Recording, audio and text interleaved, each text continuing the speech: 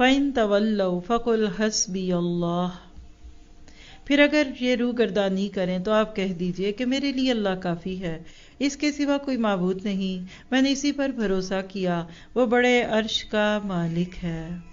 حسبی اللہ لا الہ الا ہو علیہ توکلت وہو رب العرش العظیم۔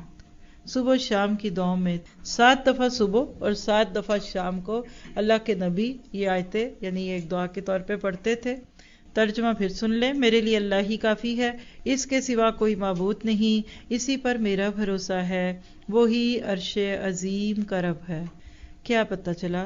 سورۃ توبہ تو پوری ہوئی لیکن ابھی بات پوری نہیں ہوئی، ابھی سورت کا مزاج نہیں ہم پورا سمجھ سکے۔ تو یاد رکھیے یہ جو آیت ہم نے پڑھی جس میں اللہ تعالیٰ نے آیت 122 میں یہ کہہ دیا کہ سارے مومن اکٹھے نہیں نکل سکتے کسی کام میں۔ جب غزوہ تبوک ہوئی اور پھر اس پہ نہ جانے والوں کی اتنی سرزنش ہوئی تو کچھ لوگوں کے دل میں آیا کہ اب کوئی جنگ آئی تو ہم سارے ہی جائیں گے۔ اب جب ایک شہر کے سارے لوگ چلے گئے تو انتظام کیسے چلے گا؟ پیچھے ضروریات ہے۔ تو سمجھیے گا اللہ تعالیٰ نے اس آیت کو بنیاد بنا کر آپ کو مجھے پورا ایجوکیشنل سیٹ اپ سکھا دیا۔ تعلیم کی بات ہے لیتفقہوا فی الدین۔ تو آپ دیکھیے کہ تعلیم ایک ایسا کام ہے جس کے لیے ایک انسان کو ساری مشغولیات سے فارغ ہونا پڑتا ہے۔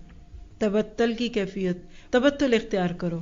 تو اللہ تعالیٰ نے اس آیت میں ہمیں ایک سوال کا جواب دیا ہے کہ ارد گرد کے لوگ، مضافات کہہ لیجئے، سبربس کہہ لیجئے، دیہات کہہ لیجئے، وہاں تک دین کا علم کیسے جائے؟ That is a question. میں آپ کے لیے آسان کرتی ہوں کہ ہم لوگ یہاں بیٹھے ہیں، یہ کون سا علاقہ ہے؟ سکسل ہے۔ اب یہ سکسل کے علاقے میں ہم اللہ کرے کہ ایک انسٹیٹیوٹ بنا کر بیٹھتے ہیں اور یہاں ہم قرآن کی ایک بھرپور تعلیم دیتے ہیں۔ اب آپ تو ادھر سے آ جائیں گے، پیاخفت سے بھی لوگ آئیں گے، پیری فت نہیں، سینڈنی سے بھی آ جائیں گے۔ اب مجھے بتائیے جو یہاں سے 1 گھنٹہ دور ہیں تو کیا وہ سارے ادھر ادھر والے اکٹھے آئیں گے؟ نہیں آئیں گے۔ اب دیکھیے اصل میں یہ ہمارا نور القرآن کا ورکنگ میتھڈالوجی کا طریقہ بھی یہی ہے۔ ہوتا کیا ہے، اللہ تعالیٰ نے بتایا کہ طریقہ کار کیا ہو کہ کچھ لوگ ہر علاقے کے وہ کسی ایسی سینٹرل پلیس پہ، کوئی ایک ایسا جس کو آپ کہتے ہیں کہ مین انسٹیٹیوٹ پہ آ جائیں، پھر پوری وہ تربیت لے، وہ پورا تزکیہ ہو، وہ پورا سیکھے سکھائے، ان کو ایک ایک چیز سے رولز اینڈ ریگولیشن سے لے کر ترجمہ تجوید ABCD میں جمع کیا جائے۔ اس وقت پاکستان میں ہمارا جو مین کیمپس ہے وہ جوہر آباد میں ہے، جس کے ساتھ آپ ہمیشہ البرکہ کے نام سنتے ہیں۔ اللہ نے وہاں ایک تو انسٹیٹیوٹ فزیکل بھی دے دیا، ایکسپینشن بھی ہے، ساتھی بھی ہے۔ اب اس کے ساتھ پورے پاکستان میں ڈیفرنٹ جگہوں پہ کلاسز ہوتی ہیں۔ سیالکوٹ میں ایک انسٹیٹیوٹ ہے، اسی طرح گجرانوالہ میں بھی ہے، پھر اسی طرح سے کچھ کلاسز لاہور اور ادھر سب کچھ چیزیں چلتی ہیں نا۔ اب لوگ کہتے ہیں آ کر کلاسز کریں، ہر وقت تیار ہے لوگ کہ آپ یہ جگہ لیجئے، اس پہ کلاس کرے، یہ پلاٹ لے لیجئے، اس پہ کرے۔ بھئی کرنا کیا ہم نے؟ اس پہ ہم نے چنے اگانے ہیں، ہم نے اس پہ گندم لگانی ہے، پڑھانا ہے نا، کیا کریں؟ بہترین طریقہ جو اپنا علاقے کی جگہ آفر کرتا ہے یا تو اپنی اس چیز کو بیچے اور اپنے البرکہ کے اس پروجیکٹ میں ڈال دیں جو اس وقت آن گوئنگ ہے، تو رائٹ اوے پروفٹ شروع ہو جاتا ہے۔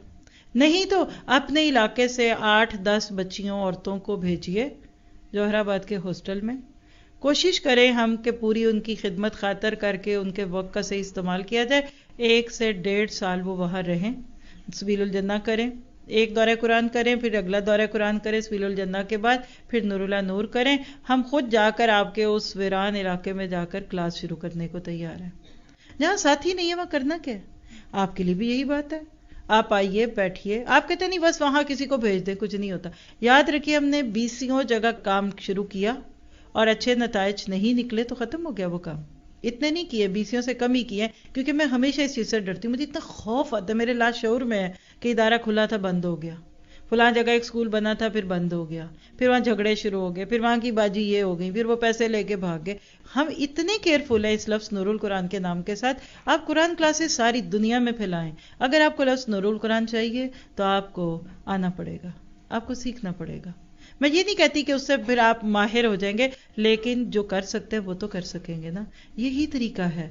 یہ جسم میں خون ہے نا، دل سے پورے جسم کو جاتا ہے۔ اب آپ کی یہ انگلی، یہ میری بھی انگلی، اس میں بھی خون چاہیے نا۔ آپ کہتے ہیں کہ جو دل کے ساتھ پائپ لگا ہوا ہے نا، آرٹری سے ہوتی ہے نا، اس کا سائز اتنا چوڑا ہوتا ہے اور آپ کی انگلی دیکھیں، ایک نہیں، یہ دیکھیں میری 3 4 انگلیاں اس میں گھس گئی، تو اب وہ بڑی انگلی اس میں کیسے خون دے گی؟ پھر کیپلریز بنتی ہیں، وینس بنتی ہیں۔ فطرت کے نظام سے اللہ نے بتا دیا کہ جسم کو خون دینا ہے تو بڑی آنتریاں، پھر چھوٹی میں چھوٹی میں چھوٹی میں۔ آپ میں سے ہر ایک ایک کیپلری ہے، میں بھی ایک چھوٹی سی کیپلری ہوں۔ ہم میں سے کوئی آرٹری بن جائے، وین بن جائے، وہ بلڈ دے رہا ہے یا گندگی نکال رہا ہے، شرط یہ کہ دل سے جڑے رہے، اللہ آپ سے وہ کام لے گا۔ اور اس کا عملی نمونہ پچھلے 3 سال میں میری گناہگار آنکھوں نے دیکھا بھی ہے اور کانوں نے سنا بھی ہے۔ اسی آیت کی تفسیر اس وقت چل رہی ہے۔ جیسا بھی ہے، میں کوئی بڑے گن نہیں گاتی ساتھیوں کے، دعائیں بہت دیتی ہوں، تعریفیں نہیں کرتی۔ میں نہیں کہتی کہ ایکسیلنٹ کام کر رہے ہیں، میں نہیں کہتی ان جیسا کوئی کر نہیں سکتا، بٹ میں یہ جانتی ہوں کہ ترجیحات بدل گئی ہیں۔